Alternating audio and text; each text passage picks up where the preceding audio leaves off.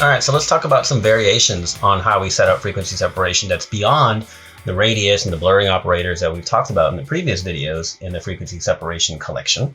Let's talk about the layer setups and how we can leverage them differently, right? First things first, let's get frequency separation set up. I'm going to do it manually for the sake of just doing it to kind of remind you. Duplicate, create a low layer, duplicate that, create a high layer, turn that off, go to low.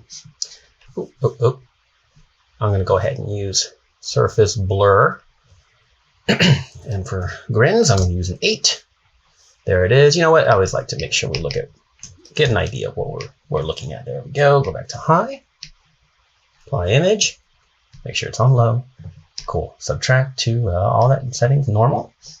And linear light. As a reminder, as I said in videos all the time, if you haven't seen this in order, it's not completely crucial that you see it in order. But if you are brand new to frequency separation, I do recommend watching this collection in order of the frequency separation sort of tips and tricks and all that. Okay, so go back and watch 1, 2, and 3 because I believe this is 4. I'm not entirely sure yet as I'm recording them, but make sure you watch it from the beginning is what I'm saying.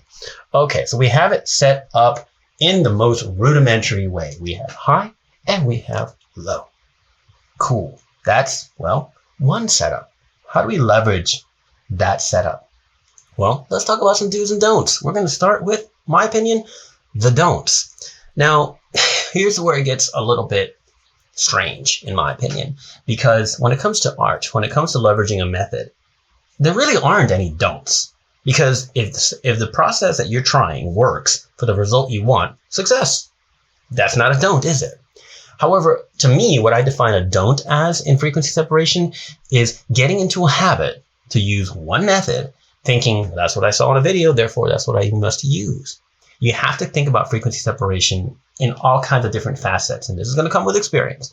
So for example, here we are on the low layer. You may or may not have heard of all kinds of things like, for example, capture a certain area with the lasso tool, like all this right here, okay? And then go to select and go to modify and go to feather and put it like, I don't know, 50. And there we go, cool. And then we go to filter, and then we go to blur, Gaussian blur, and we blur the crap out of it on the low layer and done.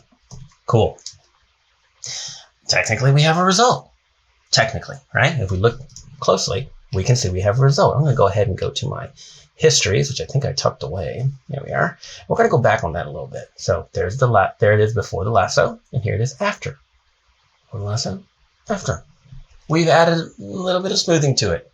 Yay. All we've done is killed our specular highlights and made it look a little bit blurry. It's a process. There's a couple things wrong with it. 1, we did kill our specular highlights, which I don't always like. 2, you can't leverage this method anywhere near a hard edge like the makeup here or the lips or really any hard line. You can't leverage this method. It doesn't really work. And of course, it's going to flatten your image as you work. Can it work for a specific thing? One specific problem you're trying to fix or look that you're trying to achieve? Can it work on other textures like concrete and fabric? We talk about that a lot. Maybe. So do I think you should avoid 100%? No, but I would use it sparingly. Now, the biggest problem I have with that method, along with others, is that now I've made a permanent change to the low layer. If I don't like that, I have to dig back through the histories like I've done or start over. What if I've lost it back in the histories? What if I just completely messed up? And now what? Now it's buried in the history. Now maybe I don't have enough history states and I can't get back to it. Anyway, I don't like permanent things like that. I just don't. So I don't recommend it. So I'm going to go back to the history before.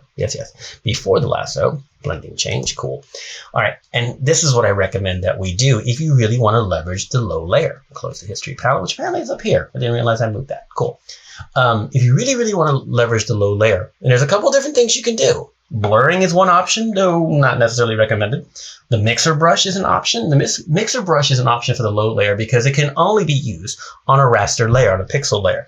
You can't use a mixer brush on its own blank layer. It doesn't work. So you have to use it on the low layer. But if you do that, once again, it's still permanent.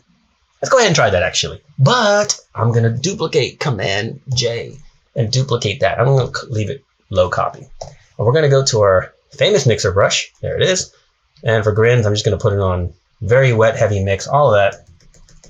And now we can sort of paint in and blur and, and all this. And, if you don't know how the mixer brush works, we do talk about that a little bit because it does have some use. Don't get me wrong.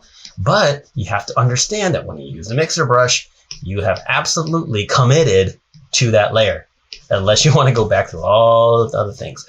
Now, another problem with using the low layer permanently. Okay, let me turn this on or off real quick. You will see that we are getting a result. We are absolutely getting a result. And it starts to look kind of nice until we zoom out and realize it's a little too strong. Well, zooming out is a real eye-opener. Makes you realize, oh, man, my method is too strong. What I've applied is too strong. Well, the first line of defense against too strong of an effect is opacity, layer opacity. If you've done the low layer by itself and you've painted it, you can't do opacity because there's nothing underneath that's going to help you. You have the original background layer possibly, but that's not going to help you because that doesn't work with a frequency separation process. So how do you change opacity? Well, we've helped ourselves by creating a duplicate. So now we can change opacity. So let's zoom out and maybe we can make it like a 60%. See that? I know it's hard to see on the video. Zoom in a little. Okay, so now it's 60% opacity of all that mixer brush work that we've done. We already have a decent result. Now, admittedly, Freya has amazing skin, so everything we do is very easy to look polished. But what we have to remember is that now we've created a duplicate of the low layer, modified it, and then we can use opacity. Yay, that's great, sort of. What's not great is that we can't do multiple layers of opacity because that is a solid raster layer. If I duplicate it again, or if let me delete that. If I duplicated this one, the original low layer, and I'm going to use it now, see I've covered it up, I'm going to use it now to use the mixer brush on the forehead. Okay, let's do that. We're at a radius of 8, so a lot of texture has been preserved, and that's going to make it a little harder to brush this away without doing any healing work. Okay, so now we have that. Cool. But the problem is that that's on another layer, so we change the opacity to that. Because we don't want it too strong, there's a 65%, and we can see the other one underneath, except we're covering the other one. It's just pixels on pixels on pixels is what I'm saying, and you can't keep doing this. There's a lot of purpose, a lot of good purpose, in using multiple layers between high and low to paint areas of skin or any texture using frequency separation, and then have the ability to be flexible by changing the opacity of these layers until it looks right. You sort of block in the color that you want, and then you change the opacity. But you can't do that if you're permanently on the low layer. But you can't use the mixer brush, which is a good tool, unless you're on a raster layer, that is a pixel layer, like the low layer. So what we're already seeing now, if you haven't seen the other videos on frequency separation, this is really going to drive the point home. Frequency separation is flexible. It's malleable. There's not one way to do it. You have to find what method works not only for you and your workflow in terms of the style that you like, but also over time, you'll develop an eye and a sense for what process you think you're going to need. Whether it's a question of efficiency, I need to get this done quick and I think it'll work fine with this method. Or it's a question of the exact style and the detail that you need to control. So that, I think, is a real big parenthesis here. One of the big bad reputation that frequency separation gets is unfair because people are using it one way. Okay, it's not like a screwdriver. A screwdriver has 1, maybe 2, possibly 3 functions, depending on how you want to define it. Whereas frequency separation has almost endless because of the way you can mix and match different processes, different steps, layers, settings, blurring operators, all of that, radius. This is almost endless. You have to figure out where your balance lies. So let's go ahead and delete these 2 mixer brush layers that are just causing me a problem. Okay, and let's say I look at the situation and I say, I need to not use the mixer brush here. I want to create multiple different layers in between high and low, which allows me to paint in color. And you might ask, okay, how? Mixer brush is easy. We're just blending together the existing color. What do we do if we need to paint in color? Watch. Let's make a new layer. On other videos, you'll see me do this constantly. I call it transitions because that's what retouchers call it. That's our thing for blending in transitions of areas and all that. You can call it Zahuzabubba if you want. It does not matter. You can call it nothing. Now, when I say paint in color, I literally mean paint in color. So when you're on your brush tool, normal brush tool, I recommend that you leave it on a nice soft hardness. I know it sounds strange, but a 0% hardness, okay? Generally speaking, you don't want to paint in with 100% flow and 100% opacity. This is what you get. It's crazy.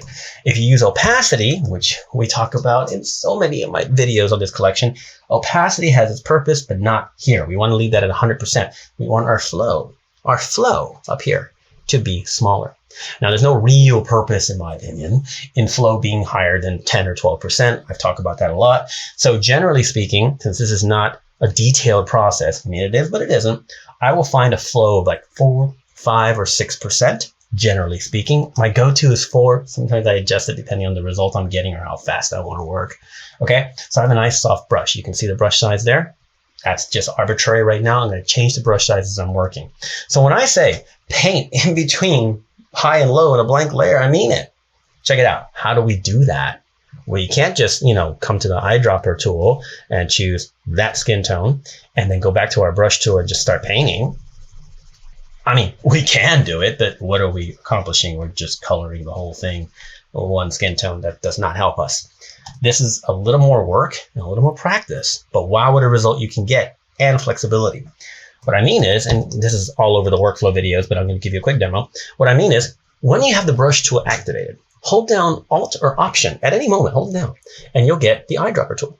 That way you can select color. We're at a 4% flow right now, and we hold down Alt or Option to get the eyedropper tool as needed. So here is the makeup and cheekbone right here. It's a little bit darker, right? So I'm going to hold down Option or Alt, click that dark color, and just paint some of that in. Let it paint it in. And as I move to a lighter color, I'll sample. And I'll keep painting that, and I'll sample, and I'll keep painting that. And now we have a highlight. What if I want to take some of that and just spread it around? There's a little hard line here. Choose that color. Blend it. Smaller brush size right here for this dark area, just to kind of blend that together. Light area, medium area, back to the dark area. This is not necessarily a linear process. I'm actively looking at the area that I'm working in. So I'm not taking the highlight color right here and bringing it into here. It doesn't make sense. I'm not taking the dark color and bringing it into here. That doesn't make any sense, right? So we don't want those kind of things. So what we try to do is basically do digital painting. That's kind of what we're doing. So I'm going to take this dark and blend it.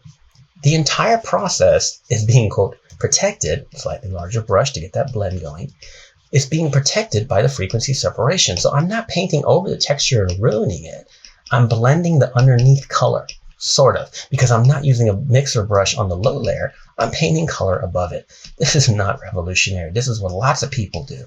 But you have to determine if this is exactly what you need for the process you're after. Okay? Again, the workflow videos cover this in more detail, and you can see how I apply it in different shots. But let's turn it on and off.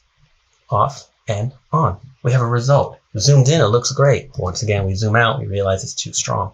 So what we can do is change the opacity. We talked about this. How about a 60%? Look at that.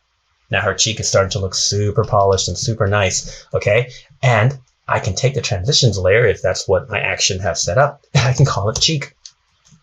The best part, I can hit a new layer, and I'm going to call it nose. I don't have to call it anything. I'm doing it for organizational purposes, okay? Back to my brush, approximately 4% flow. And let's smooth out some of the tones, the underlying tones of the nose. Let's blend that in. Lighter color there. Bring that down. There's a highlight here that I want to kind of maybe darken just a bit. So I'm bringing the dark color above it, blend it in. All the texture is being preserved. In this case, a radius of 8 because that's what I chose. Had I chosen a radius of 16, I would have broader texture being preserved, so I could paint heavier and you'd still see some texture underneath. If I had a 3 radius selected for this, then I would be obliterating broader texture more readily. It just takes a little more responsibility to work with 3 if you really, really want to, or 2 or 4. Depends on the look that you want, right? Also depends on efficiency, which the workflow videos talk about. So let's do that. Now, beautiful thing, this is a side note, but there's a little color there. We can take this color of the makeup and blend it out a bit if we want, just for fun, with all the texture being preserved, etc. Now, here's what's great. Let's go to the nose on and off. Cool. Let's say I want to change the opacity of that. 75%. The nose is at 75% opacity. The cheek is at 60. See that? I can dial in the exact look that I want with painting. It takes more work. It takes more responsibility because you have to figure out how to blend your colors together. It's digital painting. Make no mistake, it's digital painting.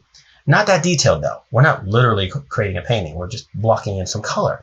But this method gives us extreme flexibility and we can start reshaping things, if you will. You'll see that in the workflow videos again. But we can use so much with this method.